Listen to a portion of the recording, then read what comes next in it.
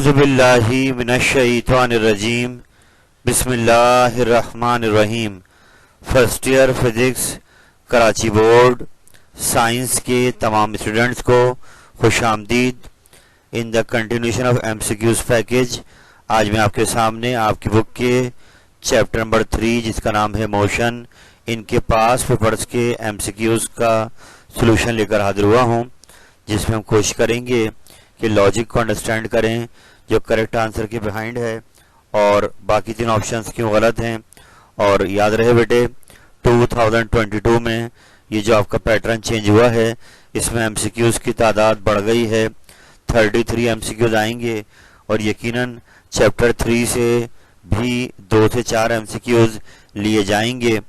तो हम कोशिश यही कर रहे हैं कि सेक्शन ए एमसीक्यूज़ का आपका अच्छा हो जाए। याद रहे बेटे, इससे पहले मैंने chapter number 1 the scope of physics and chapter 2 scalar and vector के पास पेपर के एमसीक्यूज़ का पैकेज डाल दिया है। आप उसको भी रेडी कीजिए और इन तमाम को बार बार रिफ्रेश करते रहिए ताकि आखिर में ये आपके लिए मैक्सिमम बेनिफिट देकर जाए और ये पोर्शन आपका अच्छा हो जाए। और एग्ज़ाम में आप जब पेपर कर रहे हों तो ये सेक्शन ए आपको इतना तंग ना करे। तो बात फिर वही आ गई बेटे कि आपको इसको टाइम देना पड़ेगा और अपने एमसीक्यूज़ रेडी करने होंगे। तो आइए अपने चैप्टर 3 के सिलसिले का आगाज करते हैं।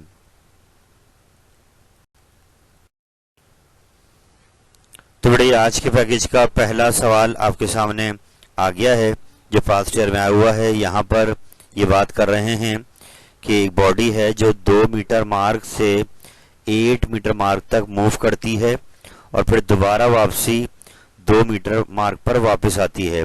यानी आसान ज़बान में ये ए से बी पर जाएगा और दोबारा बी से वापस आएगी। डायग्राम मैंने समझाने के लिए बनाई है, सवाल तो आपको ये दिया हुआ है, सिर्फ समझाने के लिए डायग्राम दिखा रहा हूँ कि 2 से 8 मीटर जब जाएगा तो 6 मीटर जाते कवर करेगा, दोबारा वापसी आएगा 2 मीटर पर 6 मीटर आते कवर करेगा।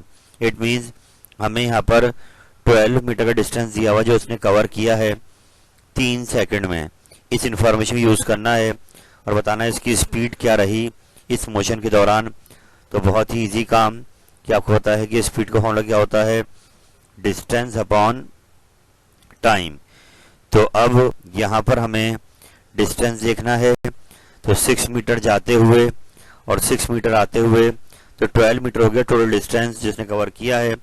तो हम जाएंगे और स्पीड के फॉर्मूले डिस्टेंस को परख दिया 12 मीटर, टाइम दिया हुआ है 3 सेकंड, डिवाइड कराए तो आंसर आ गया है 4 मीटर पर सेकंड। इसकी स्पीड आ गई और ये थर्ड ऑप्शन में दिया हुआ है, तो यही आपका करेक्ट आंसर है।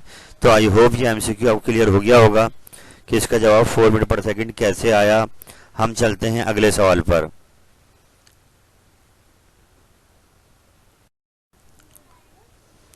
तो बड़े अगला क्वेश्चन आपके सामने आ गया है और ये भी पास्ट ईयर में 2-3 बार आया हुआ है। बड़ा इंपॉर्टेंट एमसीक्यू है और सवाल बहुत सिंपल है कि under the influence of constant unbalance force a body moves with, यानी कि सीधी सी बात है अनबैलेंस फोर्स तो है, मगर जो नोट करने वाली बात है वो ये है कि उसकी मैग्नीट्यूड कांस्टेंट है, कंटिन्यूसली इसी मैग्नीट्यूड की फोर्स उस पर लग रही है। तो आपने पढ़ा है second law of motion F = ma, और वहाँ पर आपने देखा है कि जहाँ भी अनबैलेंस फोर्स होती है वहाँ पे एक्सेलरेशन होता है, मगर यहाँ पे फोर्स की मैग्नीट्यूड कांस्टेंट है जिसके वजह से एक्सेलरेशन प्रोड्यूस करेगा वो भी क्या होगा, कांस्टेंट। कांस्टेंट अनबैलेंस फोर्स है तो बॉडी मूव करेगी कांस्टेंट एक्सेलरेशन से। F = ma, अगर F की मैग्नीट्यूड कांस्टेंट रहेगी तो A की मैग्नीट्यूड भी क्या रहेगी, कांस्टेंट। तो इसलिए कांस्टेंट एक्सेलरेशन इसका आंसर करेक्ट है। हम चलते हैं आगे। तो बेटा आगे बढ़ जाते हैं। अगला क्वेश्चन चैप्टर 3 में एक टॉपिक है इंक्लाइंड प्लेन, उससे कनेक्टेड है। यकीनन ये टॉपिक थ्योरी में आपने पढ़ा है और ये सवाल को समझ में आएगा। The acceleration of body moving down a frictionless plane inclined at 30 degree.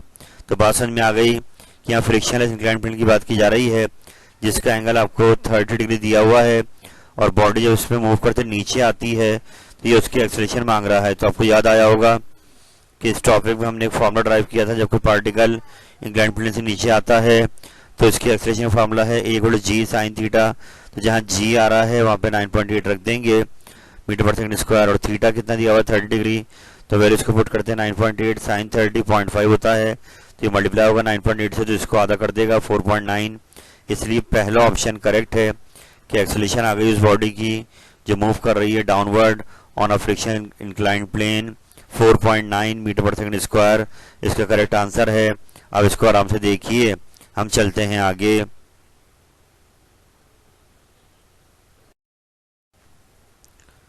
तो अभी बेटा आगे बढ़ जाते हैं। अगला क्वेश्चन चैप्टर 3 मोशन से आ रहा है, और यहाँ पर तस्करा हो रहा है कि एक स्टोन है जिसका मास है 1 किलोग्राम, फॉलिंग फ्रीली, वो ग्रेविटेशनल फील्ड में ट्रेवल करता हुआ एयर में नीचे आ रहा है from a height of 10 metre.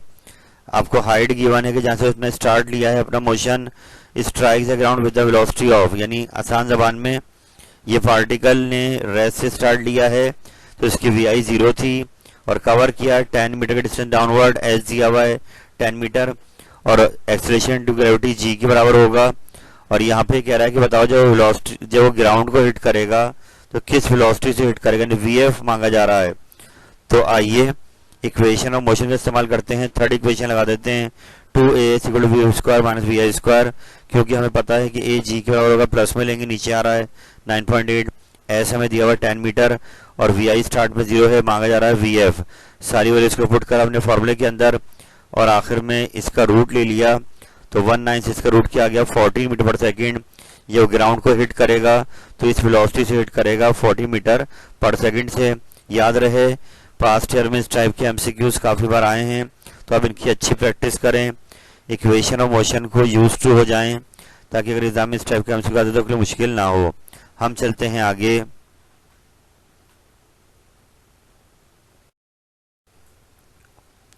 तो बेटा काम को आगे बढ़ाते हैं। अगला सवाल चैप्टर 3 के लास्ट में एक टॉपिक है फ्रिक्शन, उससे रिलेटेड है, और ये खास फ्रिक्शन है फ्लूइड फ्रिक्शन।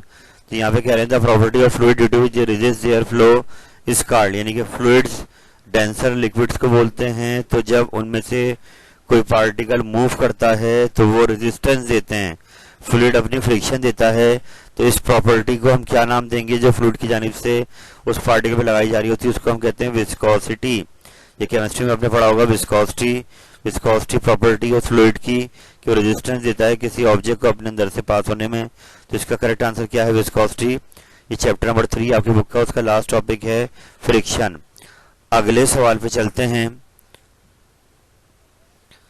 बेटा अगला क्वेश्चन भी पास्ट ईयर में आ चुका है कि अगर axis of rotation of rotating body passes through the body itself then its motion is called. नीचे में 4 टाइप के मोशन दिए हुए, उनमें से पिक करना है कि कौन सा अबव कंडीशन को सेटिस्फाई कर रहा है। तो यहाँ कहा ही जा रहा है कि अगर एक्सिस ऑफ रोटेशन, यानी आपकी जो बॉडी है, मैं दिखा देता हूँ आपको कि इस तरीके से आप यूँ ले लें, अगर ये मूव करता है स्पिनर, तो ये जब मूव करेगा तो इसकी बॉडी का जो मोशन का एक्सिस होगा वो लाजमी इसकी बॉडी का ही हिस्सा होगा। जैसे फैन मूव करता है आपका, तो फैन जब मूव करता है तो जो उसका जो लाइन ऑफ एक्शन है, लाइन जो भी मूव करने का एक्सिस है वो उसकी बॉडी का ही हिस्सा होता है, बॉडी से पास होते हुए निकलता है। ऐसे मोशन को हम कहते हैं स्पिन मोशन। यानी आप यूँ ले लें कि इलेक्ट्रॉन मूव करता है अराउंड द न्यूक्लियस, तो वो स्पिन मोशन नहीं है, वो कहलाएगा सर्कुलर मोशन। स्पिन मोशन के लिए जो उस बॉडी के मोशन का एक्सिस है वो उस बॉडी का पार्ट होना लाजमी है। तो आई होप ब्लैंक क्लियर होगी। इसका आंसर क्या आएगा स्पिन मोशन।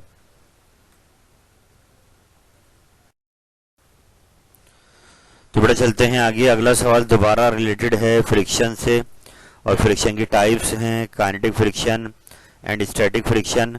तो यहाँ कंपेयर किया जा रहा है कि बताइए काइनेटिक फ्रिक्शन स्टैटिक फ्रिक्शन के मुकाबले में कैसी होगी, कम होगी, ज़्यादा होगी। तो इसके बाद सिंपल आंसर है काइनेटिक फ्रिक्शन के अंदर हम जब किसी बॉल को रोल करते हैं ग्राउंड में तो उसमें फ्रिक्शन लगती है और उसके बावजूद वो बॉल मूव कर रही होती है। जबकि स्टैटिक फ्रिक्शन में आप ये ले लें कि ऑब्जेक्ट पहले से ही रेस्ट में होता है और उसमें फ्रिक्शन लग रही होती है, जब हम फोर्स अप्लाई करते हैं तो स्टैटिक फ्रिक्शन फिर टूट जाती है। तो इट मीन्स काइनेटिक फ्रिक्शन होगी लेकिन कम, स्टैटिक फ्रिक्शन क्या होगी ज़्यादा। तो ये हम कंपेयर करेंगे इनकी कोएफिशिएंट को, तो काइनेटिक फ्रिक्शन का कोएफिशिएंट कम आएगा as compare to static friction. तो आई होप ये ऑप्शन क्लियर हो गया होगा कि kinetic friction is less than the static friction. Kinetic में ऑब्जेक्ट मूव कर रहा है, स्टैटिक में बिल्कुल रुका हुआ है। तो चलते हैं आगे। बेटा अगले एमसीक्यू में से सिंपल रिलेट करना है।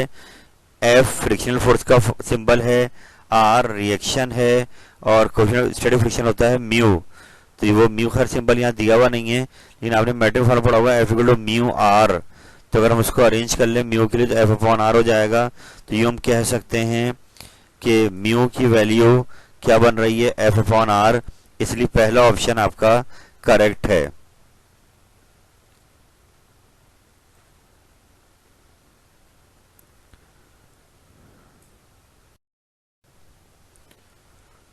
तो बेटा काम को आगे बढ़ाते हैं। पास्ट टेंस को देख रहे हैं ताकि आपका टाइम सेव हो जाए और एक पैकेज में ही आपको तमाम एमसीक्यूज मिल जाएं। तो यहाँ बात कर रहा है एक हेलीकॉप्टर की। हेलीकॉप्टर का मास गिवन है और वह वर्टिकली राइज कर रहा है with a constant speed of 25 meter पर second. Is the case of dynamic equilibrium कि हेलीकॉप्टर ऊपर तो जा रहा है और उसकी स्पीड क्या है, कांस्टेंट। तो सवाल ये कि बताएं रिजल्टेंट फोर्स जो इस पर एक्ट कर रही होगी हेलीकॉप्टर पर कितनी होगी। तो बेटे आपको पता है कि अगर अनबैलेंस फोर्स है तो वहाँ पे एक्सेलरेशन लाजमी होता है। तो यहाँ पर हुआ ये है कि हेलीकॉप्टर मूव कर रहा है अपवर्ड कांस्टेंट स्पीड से। इट मींस कि जो डाउनवर्ड वाली फोर्स है और अपवर्ड फोर्स है दोनों क्या हो गई कैंसिल जब भी कांस्टेंट स्पीड से ऑब्जेक्ट ये हेलीकॉप्टर का मूव कर रहा है अपवर्ड। तो हम कह सकते हैं इस मौके पर रिजल्टेंट फोर्स हेलीकॉप्टर पर जीरो है, यानी वो ना नीचे जाएगा ना ऊपर मूव करेगा, वो यूनिफॉर्म मोशन में अपवर्ड जैसे भी राइज कर रहा है, लेकिन उस पर कोई एक्सेलरेशन एक्ट नहीं कर रही है, इसलिए उसकी रिजल्टेंट फोर्स भी क्या हो जाएगी, जीरो। यहाँ पर सारा जवाब इस कांस्टेंट स्पीड में छुपा हुआ है कि ऊपर तो जा रहा है मगर एक्सेलरेशन जीरो की वजह से फोर्स भी क्या हो गई है, जीरो। आई होप ये क्लियर हो गया होगा। बेटा अगला सवाल दोबारा रिलेटेड है इक्वेशन ऑफ मोशन से कि यहाँ पर हमें डेटा बनाना पड़ेगा कि हमें डिस्टेंस मांगा जा रहा है कितने मीटर डिस्टेंस जो है कवर करेगी एक बॉल। अगर वो वी आई जीरो यानी रेस्ट से स्टार्ट करे फिर फ्रीली फॉल करे, 1 सेकंड बाद वो कितना डिस्टेंस कवर कर चुकी होगी। तो इसके लिए बहुत आसान सा काम कि अब यहाँ पर आपको वी आई दी हुई है, आपको टाइम दिया हुआ है और डिस्टेंस मांगा जा रहा है, तो हम लगा देंगे सेकेंड इक्वेशन ऑफ मोशन। और आपको पता है कि ए यहाँ पर जी के बराबर है क्योंकि एयर मूव करा ग्रेविटी में, तो वी आई रख दी गई 0, ए 9.8, टाइम आपको दिया हुआ 1 सेकेंड। ऊपर जाएंगे रख देंगे वैल्यू, तो आखिर में आपका आंसर आ गया 4.9 मीटर, यानी इतना डिस्टेंस वो 1 सेकेंड में कवर करेगी बॉल डाउनवर्ड। तो आई होप भी क्लियर हो गया होगा। हम चलते हैं आगे।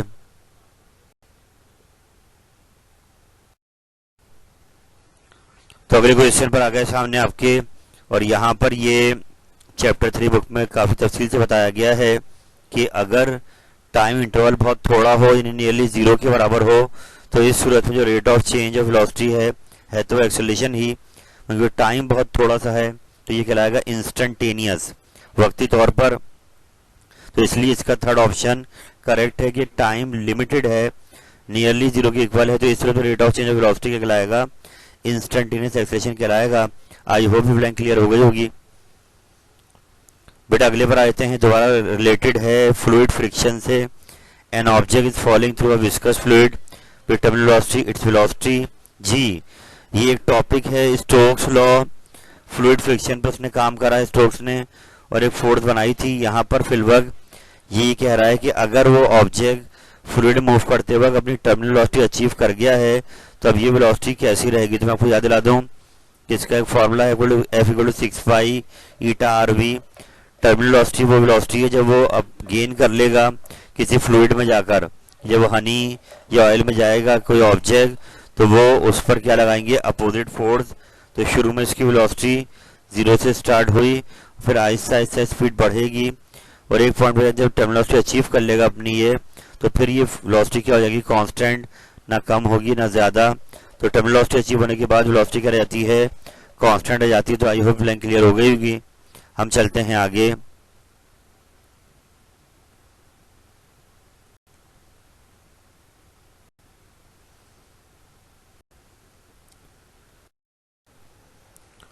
तो बड़ा काम को आगे बढ़ाते हैं। अगला एमसीक्यू पेपर में आ चुका है यहाँ पर ही आपसे कह रहे हैं कि एक बस है जिसका आपको वेट गिवन है 30,000 न्यूटन, ये मूव कर रही है यूनिफॉर्म वेलोसिटी ऑफ 40 मीटर पर सेकेंड। इट्स एक्सेलेरेशन इज, तो बहुत सिंपल है, सारा जवाब यहाँ छुपा है। यूनिफॉर्म वेलोसिटी, अगर वेलोसिटी चेंज ही नहीं हो रही तो एक्सेलेरेशन 0 हो जाएगा। इस ब्लैंक का आंसर है, आराम से दोहराइए। बेटा अगला सवाल बहुत ज़्यादा इंपॉर्टेंट है, ये भी रिलेटेड है फ्लूइड फ्रिक्शन से। तो स्टोक एक साइंटिस्ट थे, उन्होंने काम किया फ्लूइड फ्रिक्शन पर और विस्कस फोर्स बनाई जो किसी ऑब्जेक्ट पर एक्ट करती है जब वो फ्लूइड मूव करता है। और ये स्टोक रिलेटेड है विस्कस मीडियम से, जो मोशन होता है उस पर स्टोक ने काम करके फोर्स बनाई है अपनी। तो इसलिए तो करेक्ट ऑप्शन है मोशन थ्रू विस्कस मीडियम। और इसका जो फॉर्मूला है फोर्स का वो मैं नीचे यहाँ पे लिख रहा हूँ, 6 pi eta r v. Eta coefficient of viscosity कहते हैं, आर रेडियस है उस ऑब्जेक्ट का और वी उसकी वेलोसिटी है। तो आई होप ये फोर्स का फॉर्मूला आपको याद रहेगा कि स्टोक्स ने ये फॉर्मूला दिया है। तो ये फ्लूइड फ्रिक्शन रिलेटेड है। हम चलते हैं आगे।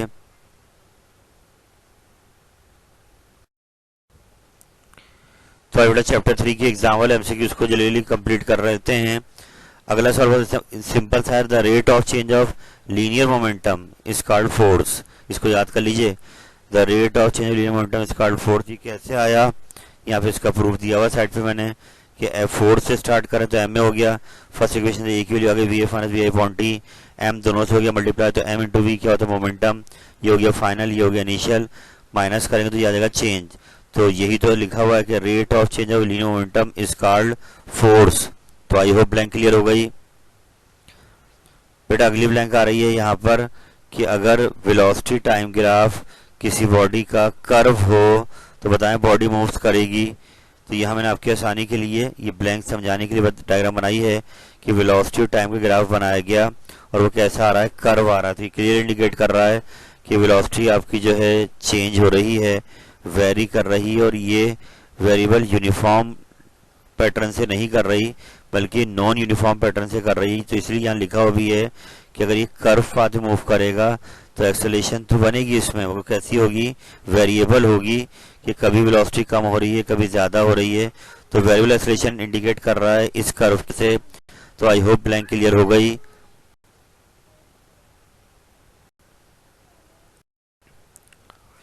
तो बेटा अगला सवाल बहुत ही आसान सा एग्जाम में आ चुका है कि एक कार के बारे में कहा जा रहा है कि कार ट्रेवल कर रही है इतनी स्पीड से और टर्न्स वेस्ट डायरेक्शन उसने चेंज करी, स्पीड को चेंज नहीं करा। तो बताएं कार किससे मूव कर रही है। तो बहुत सिंपल बात है बेटा कि वेलोसिटी का चेंज एक्सेलेरेशन बनाता है। एक्सेलेरेशन वेक्टर क्वांटिटी है तो मैग्नीट्यूड भले से सेम रहे, वही यहाँ वो खुद कह रहा है कि डायरेक्शन चेंज हो रही है। पहले नॉर्थ पे जा रही थी फिर क्या हो गया वेस्ट पर हो गया, तो डायरेक्शन चेंज की वजह से उसकी वेलोसिटी की डायरेक्शन चेंज हो गई है और उस पर एक्सेलेरेशन होगी। इसलिए ये ऑप्शन आपका एक्सेलेरेशन का करेक्ट है। अगला सवाल दोबारा रिलेटेड है, स्टोक्स लॉ से उसकी इक्वेशन मांग रहा है। तो अब तक तो आपको याद हो गई होगी, F = 6 pi eta r v is the formula for Stokes law fluid friction.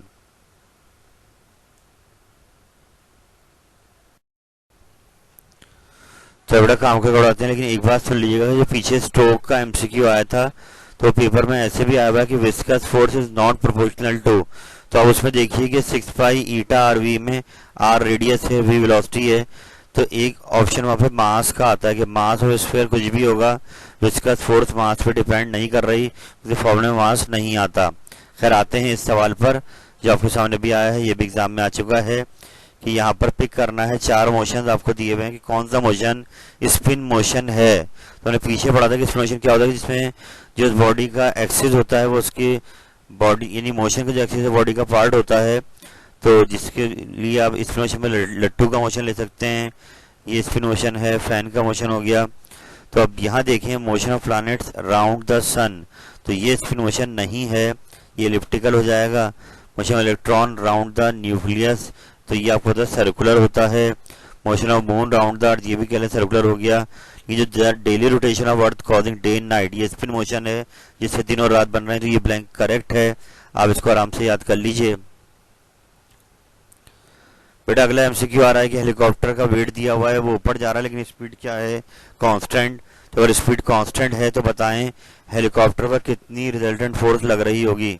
तो बात बहुत सिंपल है कि हेलीकॉप्टर कितनी फोर्स लगा रहा होगा, तो वो अपने वेट के ही बराबर होगा। जो वेट 392 नीचे एक्ट कर रहा है, तो हेलीकॉप्टर का जो इंजन है वो इतनी फोर्स अपवर्ड लगाएगा और दोनों फोर्स क्या हो जाएंगे, कैंसिल, क्योंकि वो मूव कर रहा है कांस्टेंट स्पीड से। इसलिए सेकंड ऑप्शन आपका 3920 वाला करेक्ट है।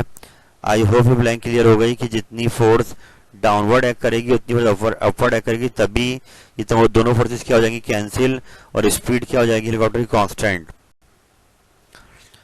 बेटा अगला क्वेश्चन पेपर में आ चुका है कि अगर वेलोसिटी बॉडी की डिक्रीज कर रही हो, यानी ब्रेक लगा दिए गए हो, तो डायरेक्शन ऑफ एक्सेलरेशन सीधा जिसको हम कहते हैं retardation, negative acceleration, D acceleration, तो दोनों की डायरेक्शन पैरेलल नहीं होगी, बल्कि वेलोसिटी डिक्रीज कर रही है तो opposite to the direction of velocity acceleration की डायरेक्शन होगी। लेकिन यही अगर इंक्रीजिंग आता तो पैरेलल हो जाते, जो डायरेक्शन एक्सेलरेशन की आती वही वेलोसिटी की होती।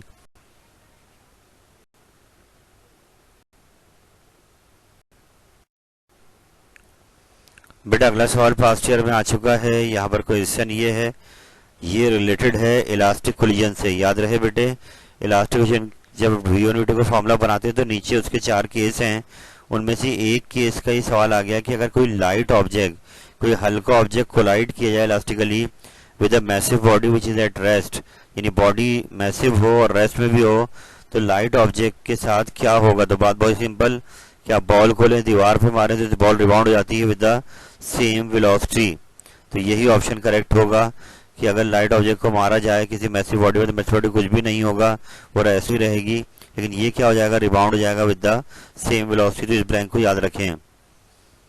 ये ब्लैंक भी एग्जाम में काफी बार आ चुकी है कि इन इलास्टिक कोलिजन की डेफिनेशन जिसने पढ़ी है उसको पता है कि मोमेंटम कंजर्व रहता है पर काइनेटिक एनर्जी की एवरेज चेंज जाती है, तो इसलिए मोमेंटम इज कंजर्व ओनली, ये आपका करेक्ट आंसर है। आई होप ये क्लियर हो गया होगा।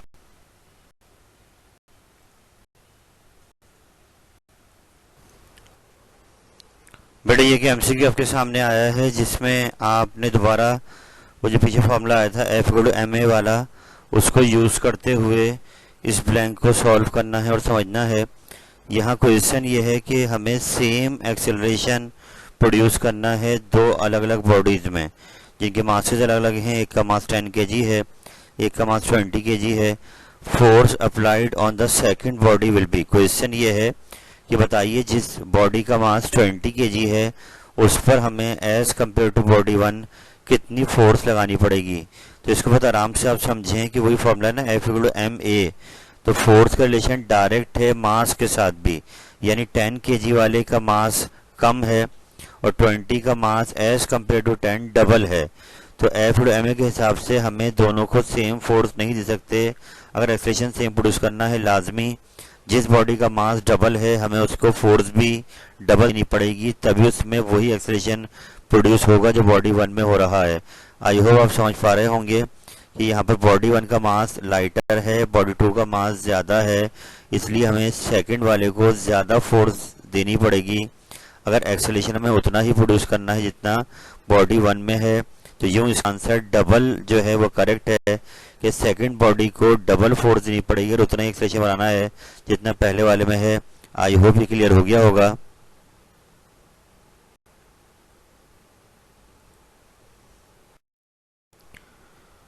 अल्हम्दुलिल्लाह रब्बिल आलमीन, अल्लाह ताला की दी हुई अता से मैंने आपके सामने आज आपकी बुक के चैप्टर नंबर 3 मोशन के पास पेपर्स के एमसीक्यूज डिस्कस किए हैं और मेरी कोशिश यही है कि आपका वक्त ज़ाया ना हो, आप सर्चिंग करें, मैं पास पेपर्स को सर्च करूं, राउंड अबाउट 1996 तक देखूं और जो जो एमसीक्यूज पास पेपर में आए हैं उनको आपके सामने लेकर आऊं ताकि आपका जहन बने और एक मुतवाज़न अप्रोच के साथ आप एमसीक्यूज को देख रहे हों। और इंशाल्लाह अगर आप इनको अच्छा कर लेते हैं तो पेपर में इसी टाइप के एमसीक्यूज का वास्ता आपसे पड़ेगा और आप उनको अच्छे अंदाज में डील कर लेंगे। तो आई होप आप चैप्टर 1 चैप्टर 2 के एमसीक्यूज देख चुके होंगे जो मैंने डाले हैं।